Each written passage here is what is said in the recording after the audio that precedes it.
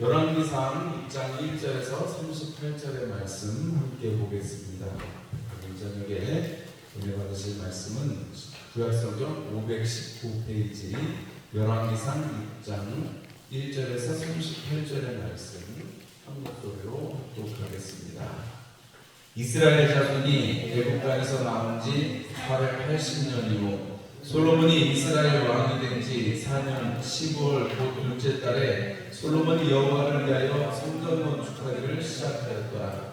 솔로몬 왕이 여호와를 위하여 건축한 성전은 길이가 60규빗이요 너비가 20규빗이요 높이가 30규빗이며 성전의 성부와 주랑의 길이는 성전의 너비와 같이 20규빗이요 그 너비는 성전 앞에서부터 10규빗이며 성전을 위하여 창틀 있는 붙박이 창문을 내고 또 성전의 벽, 곧 성소와 지성소의 벽에 연접하여 돌아가며 다락들을 건축하되 다락마다 돌아가며 골방들을 만들었으니 하층 다락의 너비는 5규빗이요 중층 다락의 너비는 6규빗이요 셋째층 다락의 너비는 7규빗이라 성전의 벽 바깥으로 돌아가며 턱을 내어 골방 등보들로 성전의 벽에 박히지 아니하게 하였으며 이 성전은 건축할 때 돌을 뜨는 곳에서 다듬고 가져다가 건축하였으므로 건축하는 동안에 성전 속에서는 방망이나 도끼나 모든 철 현장 소리가 들리지 아니하였으며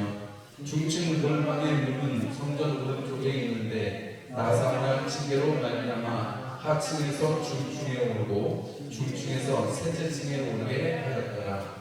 성전의 건축을 마칩니다. 그 성전은 백향목 석가래와 벌판으로 덮었고 또 온 성전으로 돌아가며 높이가 5규빗 되는 다락방을 건축하되 백향목 들고로 성전에 연접하게 하였더라. 여호와의 말씀이 솔로몬에게 임하여 이르시되 내가 지금 이 성전을 건축하니 내가 만일 내 법도를 따르며 내 율례를 행하며 내 모든 계명을 지켜 그대로 행하면 내가 내 아버지 다윗에게 한 말을 내게 확실히 이룰 것이요 내가 또한 이스라엘 자손 가운데 거하며 내 백성 이스라엘을 버리지 아니하리라 하셨더라. 솔로몬이 성전 건축하기를 마치고 백향목 벌판으로 성전의 암벽 곧 성전 마루에서 천장까지의 벽에 입히고 또 잣나무 널판으로 성전 마루를 놓고 또 성전 뒤쪽에서부터 20규빗 되는 곳에 마루에서 천장까지 백향목 널판으로 가로막아 성전의 내소 또 지성소를 만들었으며 내소 앞에 있는 외소 곧 성소의 길이가 40규빗이며 성전 안에 입힌 백향목에는 박과 핀 꽃을 아래서겼고 모두 백향목이라 돌이 보이지 아니하며 여호와의 언약궤를 두기 위하여 성전 안에 내소를 마련하였는데 그 내소의 안은 길이가 20규빗이요 너비가 20규빗이요 높이가 20규빗이라 정금으로 입혔고 백향목 제단으로 입혔더라. 솔로몬이 정금으로 외소안을 입히고 내소 앞에 금사슬로 건너지고 내소를 금으로 입히고 온 성전을 금으로 입히기를 마치고 내소에 속한 제단의 전부를 금으로 입혔더라. 내소 안에 감람나무로 두 그룹을 만들었는데 그 높이가 각각 10규빗이라 한 그룹의 이쪽 날개도 5규빗이요 저쪽 날개도 5규빗이니 이쪽 날개 끝으로부터 저쪽 날개 끝까지 10규빗이며 다른 그룹도 10규빗이니 그 두 그룹은 같은 크기와 같은 모양이요 이 그룹의 높이가 10규빗이요 저 그룹도 같았더라. 솔로몬이 내소 가운데 그룹을 두었으니 그룹들의 날개가 펴져 있는데 이쪽 그룹의 날개는 이쪽 벽에 닿았고 저쪽 그룹의 날개는 저쪽 벽에 닿았으며 두 날개는 성전의 중앙에서 서로 닿았더라. 그가 금으로 그룹을 입혔더라. 내외에서 사방벽에는 모두 그룹들과 종려와 흰꽃 형상을 아로새겼고 내외 성전 마루에는 금으로 입혔으며 내수에 들어가는 곳에는 감람나무로 문을 만들었는데 그 문인 방과 문설주는 벽의 5분의 1이요 감람나무로 만든 그 두 문짝에 그룹과 종려와 흰꽃을 아로새기고 금으로 입히되 곧 그룹들과 종려에 금으로 입혔더라. 또 외소의 문을 위하여 감람나무로 문설주를 만들었으니 곧 벽의 4분의 1이며 그 두 문짝은 잣나무라. 이쪽 문짝도 두 짝으로 접게 되었고 저쪽 문짝도 두 짝으로 접게 되었으며 그 그 문짝에 그룹들과 종료와 핀 꽃을 아로새기고 금으로 이기되 그 색인대에 맞게 하였고 또 다듬은 돌 색뼈와 백향 두꺼운 판장 표로 둘러 안뜰을 만들었더라. 넷째 15월에 여호와의 성전 기초를 쌓았고 11째 해 9월 곧 8째 달에 그 설계와 시간대로 성전 건축이 다 끝났으니 솔로몬이 7년 동안 성전을 건축하였더라. 아멘. 할렐루야. 오늘 3일 저녁에도 주님의 손에 있으신 여러분을 축복합니다. 오늘 성전 건축에 대해서 열왕기상 6장에서 말씀하고 있습니다. 5장에는 백향목을 준비하고 돌을 준비하고 또 그런 모든 일들을 위해서 이스라엘 백성들은 좀 기술이 모자르니까 기술자를 이렇게 초청을 하고 이런 준비되어지는 과정들이 기록이 되어 있었습니다. 그리고 이제 6장에는 성전이 어떠한 크기로 어떻게 지어졌는지를 기록을 하고 있습니다. 우리가 이 성전 여러분 쭉 읽으셨는데 규빗 그래서 규빗은 여러분 손끝에서부터 팔꿈치까지를 말하는 크기입니다. 한 50cm 정도 이렇게 되는데 정확하게 옛날에는 지금처럼 센치나 이렇게 정해져 있는 게 아닌데 그래도 어쨌든 규빗이라는 거는 팔꿈치 손끝부터 이 팔꿈치까지 이렇게 길이를 의미합니다. 대충 어느 정도의 크기가 되는데 우리가 그것을 보면 길이가 60규빗이니까 27m, 높이가 30규빗이니까 13.5m, 폭이 20규빗이니까 약 9m. 그래서 이 지성소는 이 성전은 성막의 한 2배 정도 되는 크기로 지었다고 이렇게 쓰여져 있습니다. 우리가 이 성전이 세워진 곳을 주목해서 볼 필요가 있는데 이 성전이 세워진 곳은 우리가 살렘왕 멜기세덱이 하나님 앞에 예배를 드렸다라고 생각되어지는 곳이기도 하고 그리고 아브라함이 이삭을 제물로 바치고자 했던 그 모리아산이라고도 하고 그리고 다윗이 말년에 다윗이 통치 중에 인구조사를 해가지고 하나님이 이 벌을 주실 때 그 벌을 회개하느라고 이 아라우나라는 사람의 타작마당 이 모리아산에 있는 이 타작마당에 가서 하나님 앞에 예배를 드렸는데 그 타작마당이 있는 곳이 바로 이 성전이 세워진 곳이다 합니다. 지금으로 따지면은 여러분 이렇게 예루살렘 사진이나 텔레비전에서 나오는 거 보면 동그란 금색 그 건물 있는 예루살렘 이스라엘 사진 많이 보여주잖아요. 뉴스에서 많이 보셨죠? 뉴스에서 이스라엘 뉴스 나오면 딱 그 성전 보여주는 그거 그 동그란 게 지금 바로 그 모리아산 성전산인데 지금 그 동그란 그 금색 테두리 둘러진 그거는 이슬람의 사원입니다. 지금 옛날에 성전이 있던 곳 다윗의 옛날 성체 쪽은 지금 이제 아랍 사람들이 중간에 이제 다 차지해서 다스렸잖아요. 그래서 거기에 이슬람의 건물을 지었어요. 그래서 그 둥그런 그 황금돔이라고 그러죠. 그거는 이슬람 사원입니다. 그 밑에 이제 아마도 발굴하면 옛날 성전 유적이 나오겠죠. 왜냐면 거기에 다 연해서 지어져 있었으니까요. 왜냐면 이슬람 사람들도 거기가 그 3대 성지 중에 하나이기 때문에 사우디아라비아의 메카 그리고 메디나 그리고 예루살렘 그 3대 성지거든요. 그래서 거기를 두고 맨날 이렇게 시끄러운 얘기들이 있죠. 어쨌든 그 성전산에서 하나님 앞에 하나님이 약속하신 우리가 사무엘하 7장 13절 말씀에 하나님께서 다윗에게 약속을 하십니다. 그는 내 이름을 위하여 집을 건축할 것이요 나는 그의 나라 왕위를 영원히 견고하게 하리라 하면서 하나님께서 다윗에게 네 아들이 내 이름을 위해서 성전을 건축할 것이다. 다윗이 건축하고 싶었는데 하나님이 너는 안 돼. 피 흘리는 게 너무 많아서 안 된다.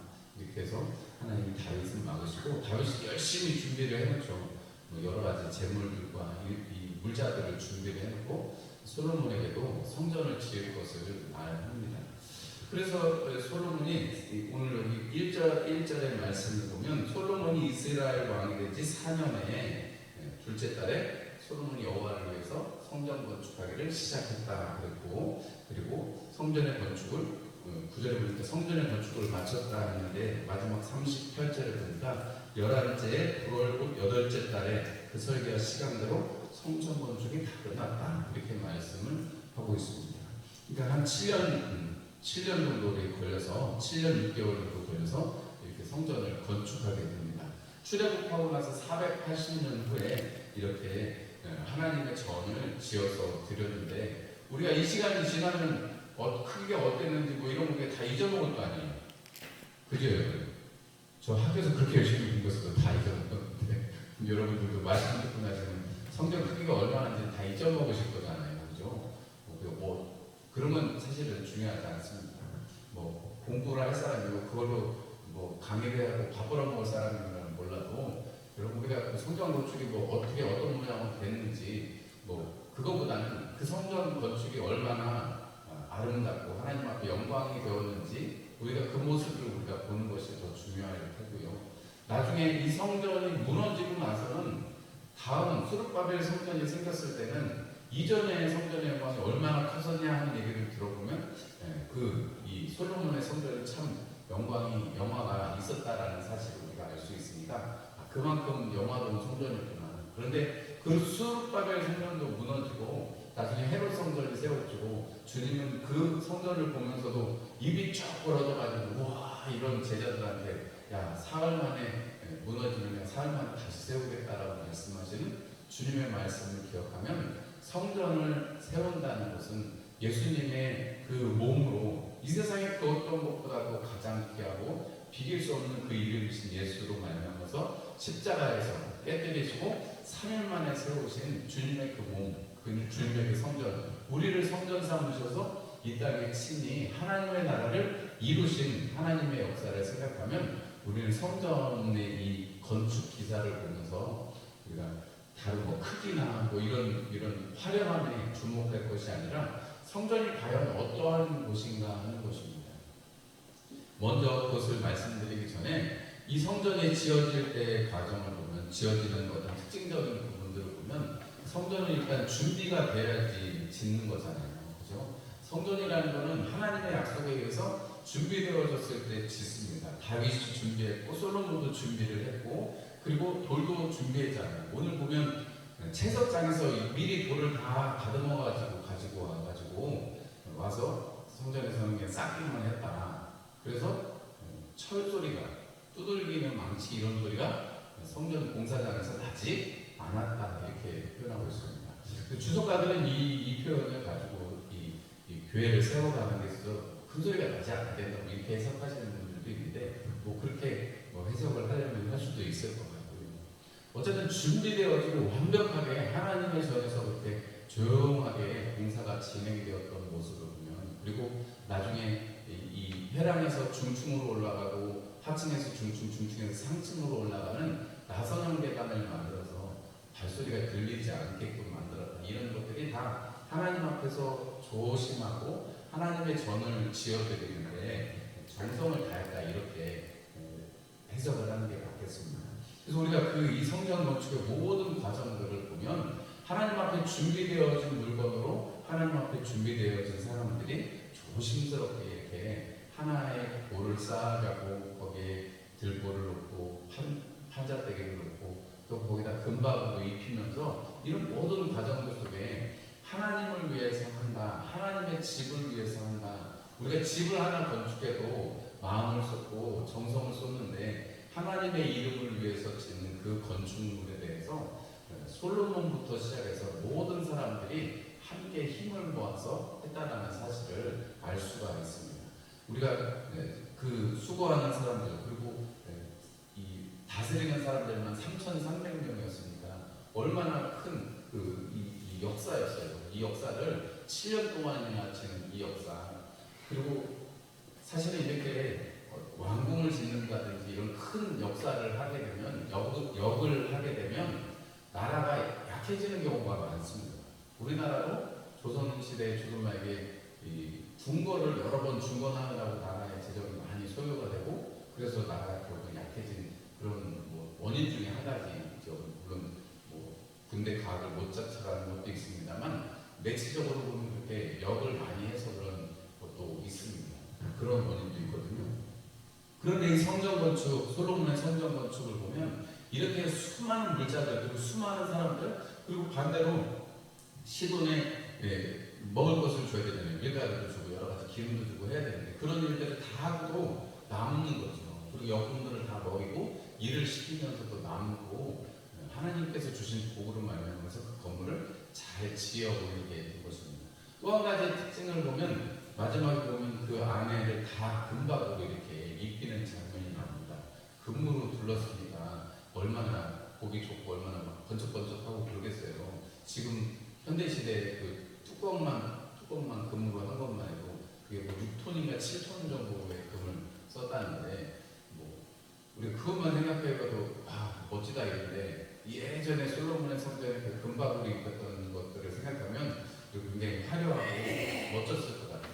그런데 여러분 오늘 우리가 이렇게 하나님 앞에 최고로 기능적으로 금박으로 입히고 어떻게 보면 사람들이 가장 귀중하게 생각하고 이렇게 눈에 영광으로 둘 수 있는 것이 금박이기 때문에 그것을 입혀가지고 하나님의 전을 잘 꾸미는 모습을 보면 우리가 어떤 모습으로 우리 자신을 잘 꾸며야 될 것인가, 하나님의 전을 위해서 하나님의 이름을 위해서 이 일이 이루어졌는데 우리도 이 땅에서 살면서 사도 바울이 그런 것만 하잖아요.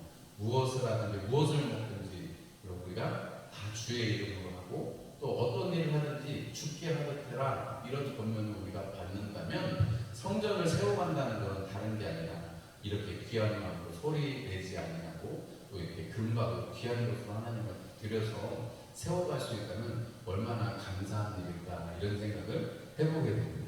여러분들도 이렇게 성전 건축에 힘쓰시는 여러분들이 되시기를 주의 이름으로 축원합니다.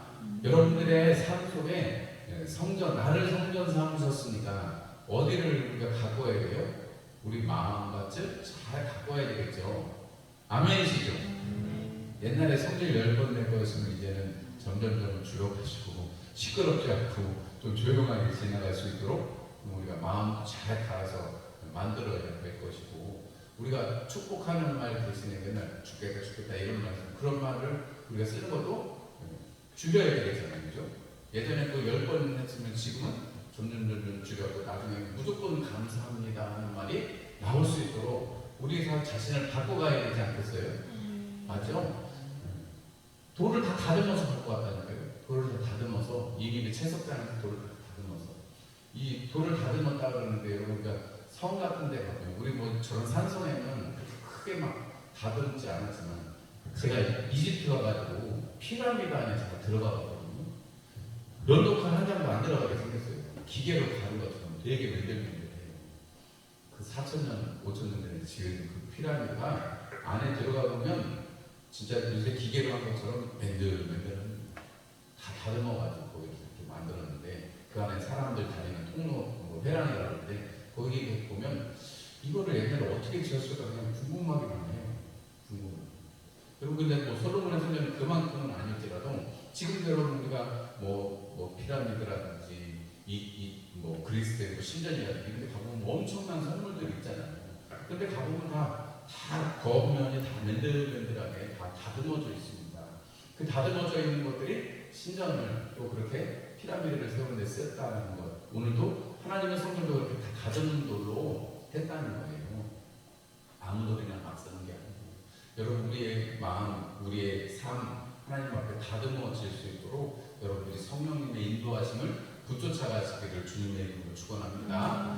성전 건축이 됐으니까 하나님이 솔로몬한테 야 잘했다 야 성전이야 삐까 뻔쩍하니 멋진데 굿 하나님 이러시면 얼마나 좋겠어요. 그런데 하나님께서 오늘 하신 말씀을 보면 성전 건축에 하나님이 주시는 축복의 말씀은 여러분 오늘 거기 보시면은 11절부터 13절까지의 말씀에 하나님의 말씀이 솔로몬에게 임하시게 되는데 네가 지금 이 성전을 건축하는데 이 성전 정말 멋지구나 이 성전 정말 끝내주는구나 이런 얘기 하시는 게 아니고 금박이어서야 내가 마음 조금 든든 이런 얘기 하시는 게 아니고 하나님이 하시는 말씀은 네가 내 법도와 율례를 행하고 내 모든 계명을 지켜서 행하면 내가 아버지 다윗에게 한 말을 확실히 이룰 것이요 이스라엘을 버리지 아니할 것이다. 하나님이 두 가지 약속을 해주세요. 두 가지 약속은 뭐라고요? 아버지 다윗에게 약속하신 것을 꼭 이루어 줄 것이고, 아버지 다윗에게 뭐라고 약속해 주셨어요? 너에게서 나는 자손을 통해서 너의 왕조가 끊어지지 않을 것이다 라는 약속을 주셨고, 아들 솔로몬을 통해서 왕좌가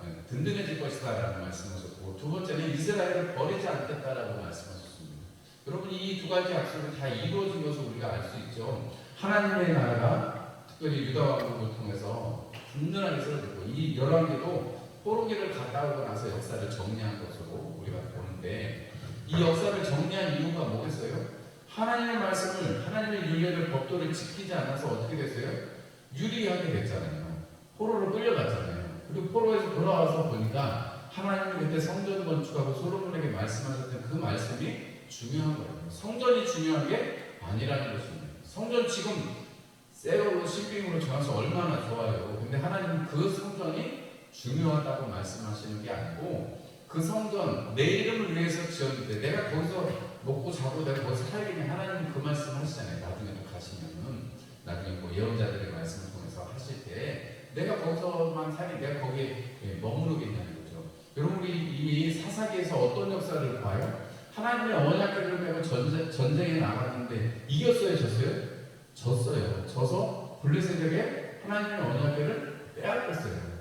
그거 이스라엘 백성들이 찾아왔어요?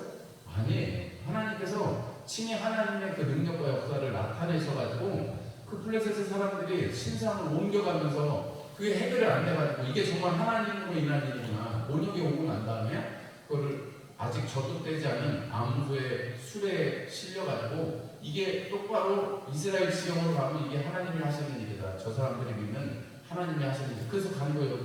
보셨잖아요.